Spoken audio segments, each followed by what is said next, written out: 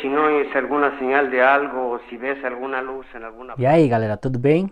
Bem-vindos novamente ao seu canal Andames Interiores. Hoje vamos falar novamente de um autor que a gente já tinha aqui no canal, que é Juan Rulfo, mas agora vamos falar do livro que se chama El Llano en Llamas. Eu vi uma tradução dele em português que se chama O Chão em Chamas e, bom, eu não li para fazer alguma comparação entre essa versão em português e essa versão daqui em espanhol, tá? Mas, assim, eu acho que é uma boa tradução. Bem, vamos começar então, né? Juan Rulfo, eu não sei se já falei no vídeo anterior, mas ele nasceu em maio, 16 de maio de 1917, tá? E ele é do estado de Jalisco, né? No centro-oeste da República Mexicana. E certamente ele teve uma infância um pouco agitada, né? Porque ele viveu quando ainda estava a Revolução Mexicana e quando acaba, né? Então ele vive esse processo de mudança social que aconteceu no país na primeira metade do século XX. E, bom, ele fica sem pai, ele também fica sem mãe, morrem seus pais, e aí ele fica com a família.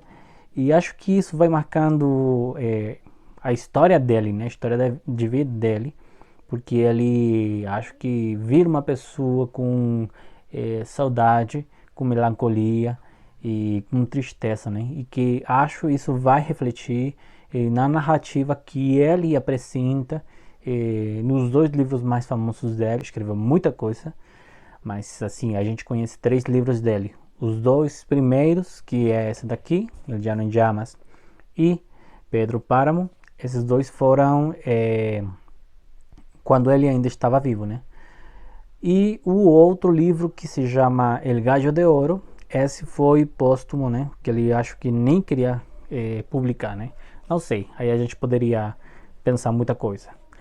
Mas assim, bom, uma das coisas que eu queria comentar aqui com vocês é que esses contos do El Llano en Llamas foram publicados em várias revistas, né? Antes de que saírem como livro. Então, para 1953 já apareceu o primeiro livro, a primeira versão dele, com 15 contos. E ele escreveu dois mais, tá? E que apareceram só até 1970, né? Que foi a versão definitiva. O interessante disso é que todos os contos estão, digamos assim, no mesmo sentido, né? Falando mais ou menos das mesmas coisas, né? Tentando colocar a mesma ideia várias vezes para que o leitor entenda do que está tratando o livro inteiro, né?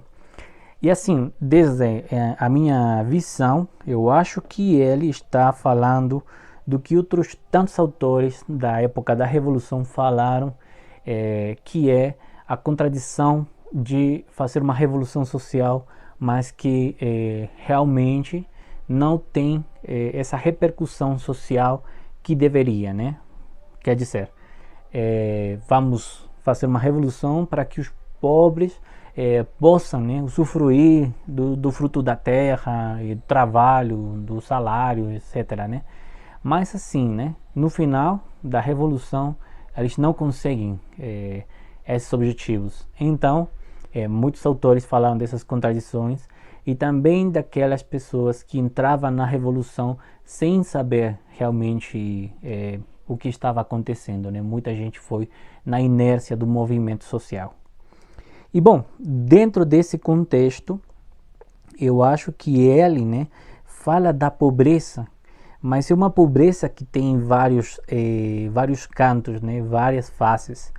E também poderíamos falar que é uma pobreza econômica, né, que está falando realmente das pessoas marginais.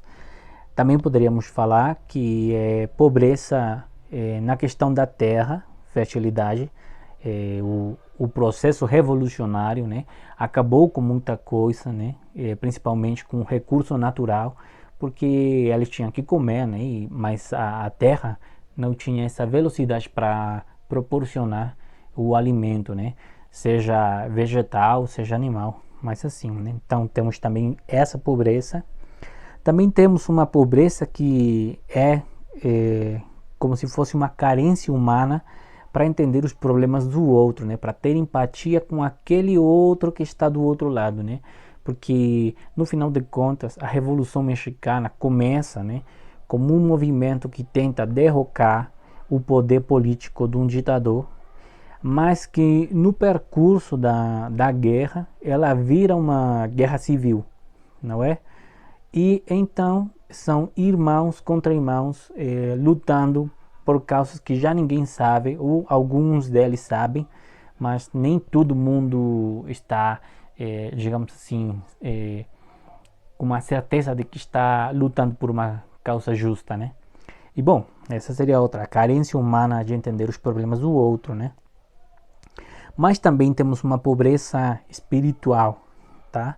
Que essa é quando o ser humano, né, após de muita luta, de muita guerra, ele está vazio, né? No fundo, ele não tem como encher esse vazio que deixa a morte, que deixa a devastação do solo, né? Esse confronto entre pessoas, né? Que chega um e depois chega outro e nunca acaba a guerra, né? Então acho que também tem a ver com uma questão do espiritual, né? E uma pobreza de memória, né? Que tem a ver com quando a gente ignora a sua história, esquece a sua história, estamos obrigados ou estamos condenados para repetir aquelas coisas que fizemos no passado e que levaram a mal, tá? Então, acho que, em termos geral, essa é a questão da pobreza e que, no fundo, né, essa pobreza é a melancolia, né? Então, são contos melancólicos, mas não dessa melancolia que você fica assim, triste, né? Não, é uma melancolia para refletir, né? Para pensar que está mudando, como está mudando o mundo e para onde que a gente vai, né? Bom, uma característica bem especial do livro é que ele fala muito da paisagem rural, tá? Então ele coloca muitos povoados no interior do México, sim, muita localidade, né, que tem essa dinâmica não das grandes urbes, né. Também importante, né, como se destaca o papel da terra, né. Todos os contos estão falando da terra, mas essa terra sempre está seca, né? Essa terra é infértil. Nunca é uma terra que dê esperança, né? Ou que represente prosperidade, né? Sempre está seca. E outra questão também muito importante da construção desses contos é a questão da palavra. Não sei se vocês se lembrem, né? Mas temos por aí uma teoria sobre a palavra, né? Bakhtin, né? Mikhail Bakhtin. E, bom, como é que esse joga aqui na construção estética do texto? Bom, porque ele utiliza a palavra de várias formas. Dentro do conto também ele consegue, né, fazer o tipo de microdiálogo onde a consciência do personagem vai criando a problemática do conto. Por exemplo, um deles que eu acho fenomenal é No Oyes Ladrar los Perros, que é o dilema do pai, né? O pai que tem um filho que ele amava muito quando ele era pequeno, mas que no percurso da vida ele vira bandido, assaltante nas estradas e assim, né?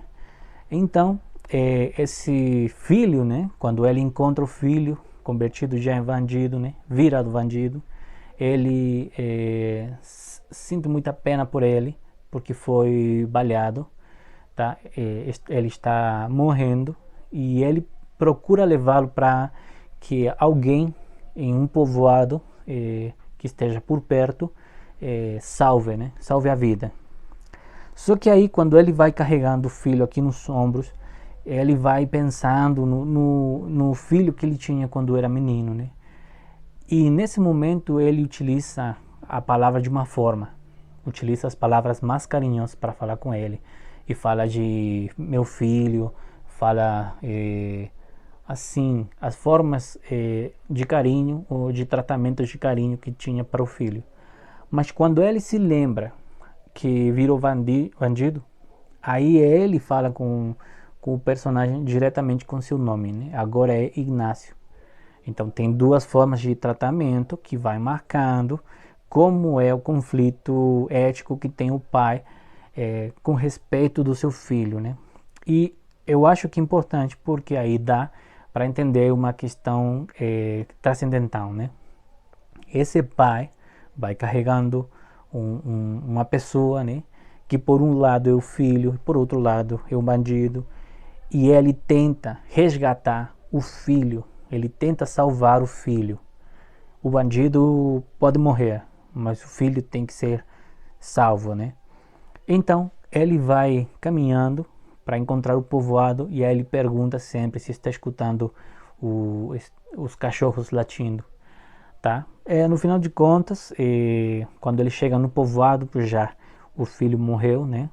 Mas eu acho que ele salva o filho, né? Porque ele faz como uma expiação das culpas do filho e consegue, né? Salvar esse menino, né? Esse filho bom que ele tinha. E o bandido recebe seu merecido, que é morrer, né? Então eu acho que é importante, né? Tudo isso através da palavra, do tratamento que ele faz dos personagens. Uhum. E bom, tem outros contos bem interessantes também. Eu recomendo para vocês.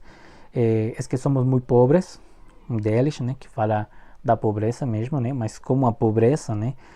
Quando se junta com as questões naturais, poderia fazer muito mais profunda essa pobreza, né? Ou muito mais marcante. Então, recomendado para ler. Tem outro por aí que é Macário, né? Que um menino que tem uma discapacidade e aí ele faz uma reflexão como se ele fosse um menino, né? Ou como se fosse uma ingenuidade no olhar do mundo, né? E acho que é profundo precisamente por isso, né? Porque o mundo é corrupto e não pode olhar como ele, né? Que é de uma forma mais simples, muito mais bondadosa.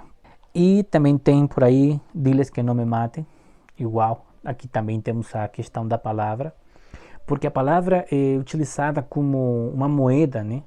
Então, quando ele pede pro filho, né?